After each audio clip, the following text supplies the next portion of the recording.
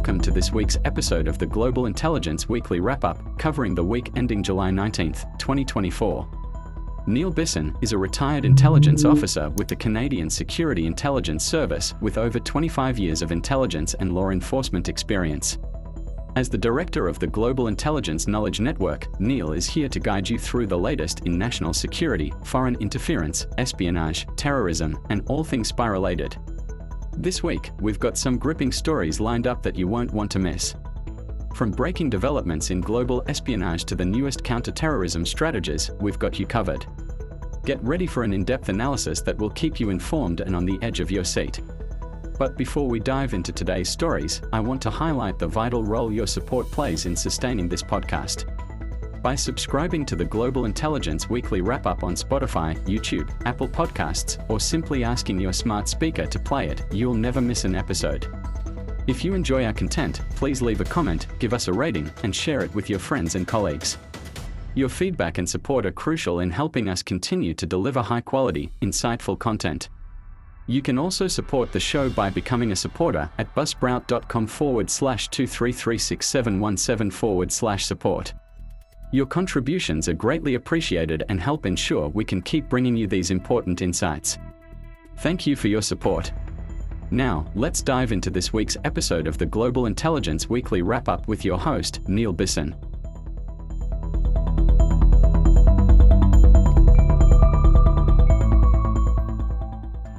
Hello.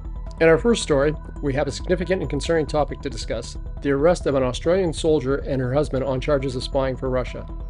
This story comes from a recent article in the BBC News titled "Australian Soldier Charged with Spying for Russia."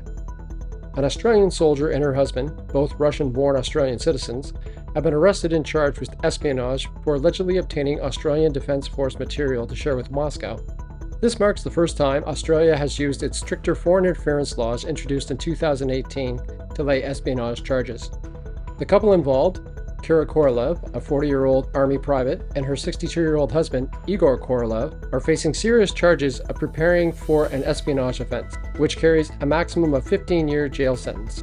According to the Australian Federal Police, Kira, who worked as an information system technician in the Army, allegedly instructed her husband to access her work account and send sensitive material to Russian authorities while she was on leave in Russia.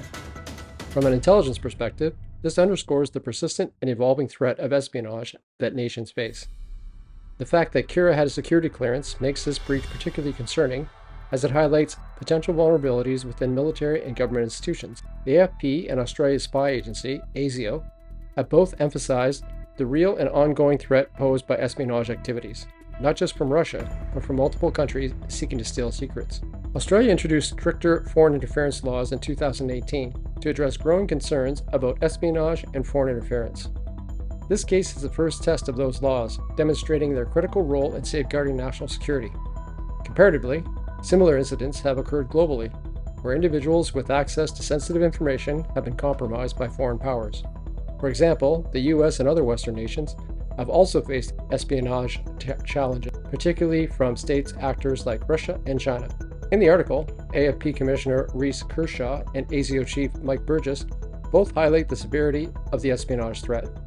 Mr. Kershaw assured allies of Australia's commitment to identifying and disrupting espionage activities, while Mr. Burgess pointed out the necessity of vigilance against these threats. As a retired intelligence officer, I echo their sentiments. Espionage is not only a threat to national security, but also to international alliances and trust between nations. Close military intelligence ties, like those between Canada and other NATO and Five Eyes countries, can be eroded by espionage operations to any one of the allied countries because it compromises information sharing and combined military collaboration of both alliances. The arrest of Kira and Igor Korolev for alleged espionage activities is another example of continuous and sophisticated efforts by foreign entities to infiltrate and undermine national security. As this case unfolds, it will be crucial to monitor how Australia's legal framework addresses these challenges and the broader implications for international intelligence cooperation.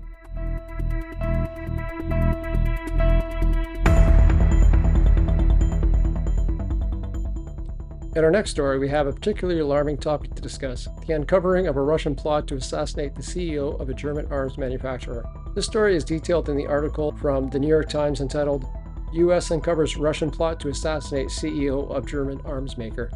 American intelligence agencies discovered a Russian plan to kill Armin Papager, the CEO of Rheinmetall, a company that produces artillery shells and tanks used by Ukraine in its war against Russia. The U.S. warned Germany, which subsequently stepped up protection for Mr. Papager. This plot marks a significant escalation in Russia's efforts to undermine Western support for Ukraine.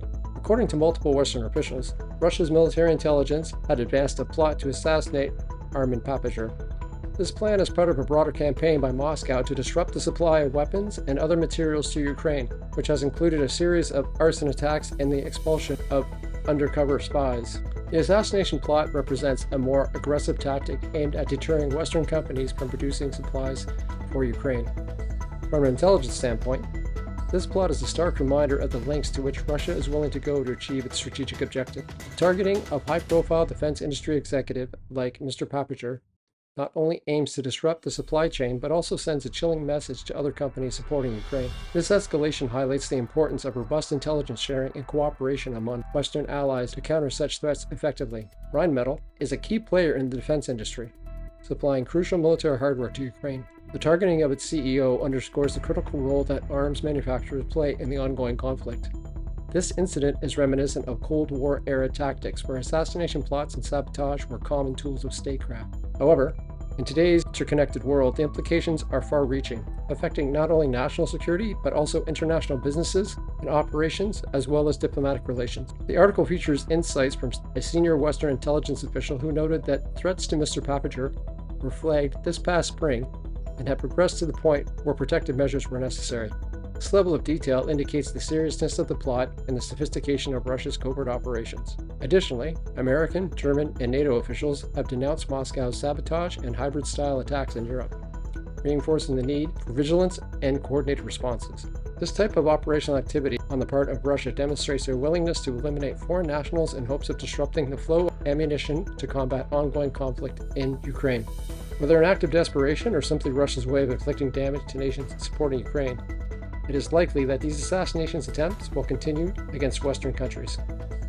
This is a wake-up call for anyone working in the defense industries who could be the next target of assassination operation orchestrated by Russian intelligence. The blend of traditional espionage and modern hybrid warfare tactics presents unique challenges that require adaptive and proactive measures from intelligence and security agencies. The uncovering of a Russian plot to assassinate Armin Papager is a significant escalation in the ongoing conflict between Russia and Ukraine.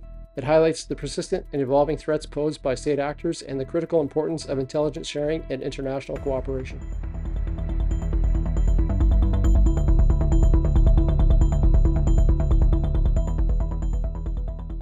For our next story, we have a gripping and complex tale to discuss. The case of Alice Guo, a small-town mayor in the Philippines accused of being a Chinese spy. This story comes from a recent BBC News article titled "Police Hunt Mayor Accused of Being Chinese Spy." In short, Alice Guo, the mayor of Bamban, has gone into hiding after being accused of spying for China and being linked to scam centers concealed in online casinos catering to mainland Chinese. Her case has captivated the nation, especially amid ongoing tensions between Manila and Beijing over the South China Sea. Alice Guo, who has denied any wrongdoing, is accused of being a Chinese national named Guo Huping and working as an asset for Beijing. Scam centers were uncovered in her town in March, hidden within online casinos or Philippine offshore gaming operators, also known as POGOs, which have been linked to various criminal activities, including text scams and human trafficking. These centers flourished under the presidency of Rodrigo Duterte, who had close ties with China, but have come under scrutiny under the current president, Ferdinand Marcos. From an intelligence perspective, this case highlights the multifaceted nature of foreign interference and espionage. The use of online casinos as fronts in illegal activities, coupled with the alleged involvement of a local politician, demonstrates sophisticated methods employed by state actors to infiltrate and influence foreign nations. It also underscores the challenges that governments face in identifying and countering such operations. To provide some context, the Philippines has a complex relationship with China, particularly concerning territorial disputes in South China Sea. This backdrop adds an additional layer of tension to the accusations against Ms. Guo. If proven true, her Chinese citizenship would disqualify her from serving as mayor, as only Filipino citizens can effectively hold this office. Her story played out like a TV drama, with elements of espionage, political intrigue, and public scandal. The discovery of scam centers in Bamban is part of a broader pattern of criminal activities linked to Pogos, which have been used as cover for various illicit operations. During Duterte's presidency, the operations expanded significantly, but under Marcos, there has been an increased scrutiny and regulatory pressure. The lead investigator in the case has called for Ms. Guo and her family members to come forward, emphasizing that hiding will not erase the truth. Another investigator in the case has remarked that immigration records indicate that Mrs. Guo is indeed a Chinese national. Both investigators' comments reflect the seriousness in which the Philippine government is treating this case. I find this case particularly noteworthy for its implications on national security and the integrity of local governance. The intertwining of espionage allegations and local politics and criminal enterprise is a potent reminder of the vulnerabilities that nation face in an increasingly interconnected and complex world. Canada is going through a watershed moment regarding foreign interference in our electoral and political system. To this point, it has been the federal system that has seen the most scrutiny regarding foreign interference by such state actors like India and, in this case, China. However, foreign interference permeates every level of the government, including provincial and municipal systems. Unfortunately, neither the provincial nor municipal systems have been given the same level of circumspect as the federal system. For the sake of all Canadians, I sincerely hope that the provinces and the municipalities take note of this case happening in the Philippines to realize that it's just as likely that they become victims of foreign interference by states such as China, Russia, Iran, India, and Pakistan. And given that there is less attention paid in this regard to provincial and municipal politics, they are at greater risk. If you're aware of any politician or political figure who is potentially involved in foreign interference, reach out to your local police or contact the Canadian Security Intelligence Service to discuss your concerns. The case of Alice Guo, the mayor accused of being a Chinese spy, is a dramatic and concerning development and underscores the persistent threat of foreign interference and espionage. As this investigation continues, it will be crucial to monitor how the Philippine government addresses these allegations and the broader implications for regional security.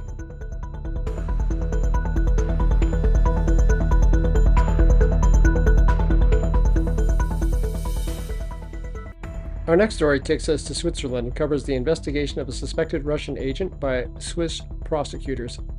This story is detailed in a recent article titled, "Swiss Prosecutors Say Probing Suspected Russian Agent." Swiss prosecutors are investigating a Russian diplomat and suspected agent, along with two others, who are allegedly trying to procure weapons and other dangerous materials.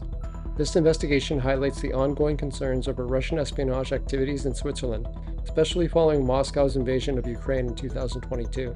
The Swiss Army of the Attorney General has been investigating two individuals without diplomatic immunity, suspected of violating Switzerland's War Material Act and Embargo Act. A third individual, a Russian diplomat who has been under surveillance by Swiss intelligence, left Switzerland discreetly after facing accusations of espionage. The Swiss Foreign Ministry confirmed that his diplomatic immunity has been lifted and he has left the country, allowing the prosecution to proceed. From an intelligence perspective, this case is significant for several reasons. First, it underscores the ongoing efforts by Russian intelligence to operate within Switzerland, a country known for its neutrality, but also a hub for international diplomacy and espionage. The procurement of dangerous materials indicates a potential threat to national and international security, highlighting the need for robust counterintelligence measures. The case comes amid growing concerns over the presence of Russian spies in Switzerland. Since Russia's invasion of Ukraine in 2020, there have been an increase in espionage activities by Russian operatives in Europe. Swiss lawmakers have called for harsher stance on Russian spies following warnings from Switzerland's Federal Intelligence Service about the high number of Russian intelligence officers operating under diplomatic cover. The chief of the Federal Intelligence Service, or FIS, suggested around a third of the approximately 220 people accredited as diplomats or other staff at the Russian mission in Geneva were intelligence service operatives. This backdrop of heightened espionage activity adds urgency to the current investigation and underscores the importance of international cooperation in countering such threats. A Swiss newspaper reported that the Russian diplomat had been accredited in Bern and was under surveillance by Swiss intelligence. The lifting of this diplomatic immunity and the issuance of the national arrest warrant are critical developments. These actions demonstrate the Swiss government's commitment to addressing espionage activities and safeguarding national security. From an intelligence perspective, the interplay between diplomatic immunity and the espionage activities poses significant challenges for intelligence and law enforcement agencies. This exemplifies the need for vigilance and proactive measures to counter foreign intelligence operations. This case exemplifies the need for vigilance and proactive measure to counter foreign intelligence operations. As with the previous story concerning the plan to assassinate a German citizen, This case highlights the continued increase in Russian espionage operations about Europe. The investigation into the suspected Russian agent by Swiss prosecutors is a significant development in the ongoing efforts to counter espionage activities in Europe. The case highlights the persistent threat posed by Russian intelligence operatives and the importance of robust counterintelligence measures. Canada has supported Ukraine since the beginning of the conflict with Russia, and it is likely that Russian embassy is running espionage operations out of Ottawa. Luckily, the Canadian intelligence community is continually working to root out any and all espionage activity within Canada, whether in the national capital or anywhere else.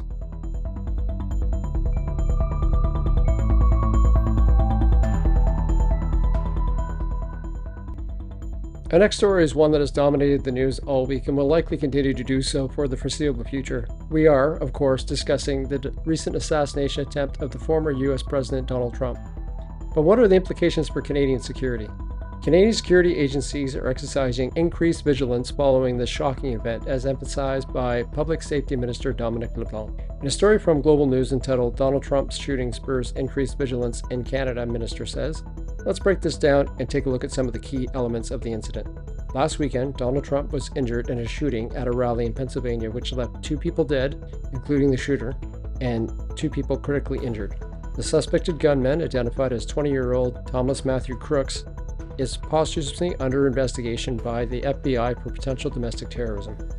Minister LeBlanc stated that the Canadian security agencies, including the RCMP and CSIS, have been briefed and are closely coordinating with their American counterparts. Although there is no current link to Canada, the increased vigilance reflects a proactive stance to ensure that Canadian citizens and the public officials are safe. From an intelligence perspective, this event highlights the critical importance of cross-border collaboration in addressing potential threats. The increased vigilance by Canadian agencies signifies a heightened awareness of the potential ripple effects of such incidents, particularly given the shared border and interconnected security landscape. Political violence and threats against public officials have been on the rise globally. This trend is fueled by escalating rhetoric and the perception that such threats are a legal form of expression. In Canada, intelligence officials have warned about the surge in online threats against public officials, which has led to increased security measures. The assassination attempt on Trump is yet another reminder of the volatile political climate and potential for such violence to split and to spill over into other countries. The RCMP and CSIS's readiness to assist U.S. authorities underscores the importance of international cooperation in mitigating these threats. Prime Minister Justin Trudeau condemned the assassination attempt and reiterated the need to reject political violence. Minister LeBlanc echoed this sentiment, emphasizing that Canadian security agencies are prepared to protect elected leaders and assist the U.S. counterparts. I understand the complexities of maintaining security in such a charged environment. The increase in vigilance by Canadian agencies is a necessary step to preempt any potential threats that may arise from the heightened tensions in the U.S. Politicians are not and should not be targeted by violence in any form. Whether you agree or disagree with anything that they do or say, this does not give anyone the right to either verbally or physically assault them. Online rhetoric and visceral hate-filled violent comments are not a legitimate form of protest and only detract from any legitimate argument against their decisions or policies. Both in the United States and in Canada, we are fortunate enough to live in societies in which we can speak out against leaders and do that we do not agree with. But this should never lead to discussions of violence as a means of dealing with these issues. If you oppose the views of a politician or a political leader, there are multiple ways to deal with this and to show your concern that do not involve violence, including writing your member of parliament to express your concern or writing the opposition and showing your support. Change that comes about in violence only leads to more violence and the death and injury of innocent people. Enjoy your freedom to discuss and disagree, but don't let your concerns regarding rights and freedoms devolve into hatred and violence. The assassination attempt on Donald Trump has prompted Canadian security agencies to exercise increased vigilance. This proactive approach is crucial in ensuring the safety of Canadian citizens and public officials. The incident underscores the need for a robust cross-border collaboration and a unified stance against political violence.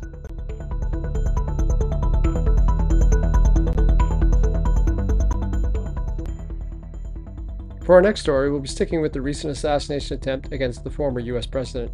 The next story discusses how the FBI has cracked the phone of the gunman involved in the assassination attempt on former President Donald Trump. This incident has left many questions unanswered and raises significant concerns about the domestic terrorism and security measures at political events. In a story from The Guardian entitled FBI Cracks Phone Belonging to Trump Rally Shooting Suspect, federal investigators have gained access to the phone of Thomas Matthew Crooks, the 20-year-old suspect who opened fire at a Trump rally, resulting in the death of an audience member and the injuring of the former president. This act is being investigated as an assassination attempt, with the FBI now analyzing the contents of Crooks' phone. The investigation has so far revealed little about Crooks' motives and has left no manifesto or clear indication of his intentions. His minimal online presence and mixed political affiliations only add to the complexity and understanding of his action. From an intelligence perspective, this case underscores the challenges of preemptively identifying and thwarting lone actor attacks. The rapid access to Crooks' phone data could provide crucial insights into his planning and potential connections, if any. However, the FBI's success in bypassing the phone's security raises questions about balance between national security and individual privacy. This incident parallels the 2015 San Bernardino shooting case, where the FBI faced significant hurdles in accessing the shooter's phone, ultimately turning to an external hacking enterprise to do so. This attack comes at a time of heightened political tensions and increased threats of violence against public figures. The FBI's swift action in accessing the suspect's phone highlights the advancements in forensic technology and the ongoing debate over the encryption and privacy. The lack of a clear motive in Crooks' case is unusual compared to the other high-profile assassination attempts or mass shootings, where perpetrators often leave behind digital footprints or manifestos. This case also brings to light the persistent threat of domestic terrorism and the importance of robust security measures at political events. While there are no expert quotes from the article, it's crucial to emphasize the FBI's methodical approach in this investigation. The nearly 100 interviews conducted and the thorough search of the suspect's car and residence demonstrate a comprehensive nature to the probe. The potential findings from Crooks' phone could shed light on the motives and whether or not he had an accomplice or was influenced by external factors. The incident underscores the need for continued vigilance and enhanced security protocols at political events. The FBI and other law enforcement agencies must remain proactive in identifying and mitigating threats, while also navigating the delicate balance of privacy and security in the digital age. The FBI's access to Thomas Matthew Crooks' phone marks a significant development in the investigation of the assassination attempt on former President Donald Trump. The digital age has resulted in investigators focusing on accessing the one device that most individuals use almost every hour of every day, and has become synonymous with our very identities, our cellular phones. This incident highlights the ongoing challenges in combating domestic terrorism and the crucial role of technology in modern investigations. Thanks for tuning into this week's episode of the Global Intelligence Weekly Wrap-Up. We hope our insights and analysis have been both informative and engaging. Don't forget to subscribe to the podcast on Spotify, YouTube, Apple Podcasts, or just ask your smart speaker to play it so you never miss an episode. If you enjoyed the content, please leave a comment, give us a rating, and share it with others. Your feedback and support are essential in helping us continue to deliver high-quality, insightful content. You can also support the show by becoming a supporter at buzzsprout.com/2336717/support. Your contributions are greatly appreciated and help ensure we can keep bringing you these important insights. Stay tuned for more in-depth discussions and analysis in our next episode. Until then, stay curious, stay informed, and stay safe.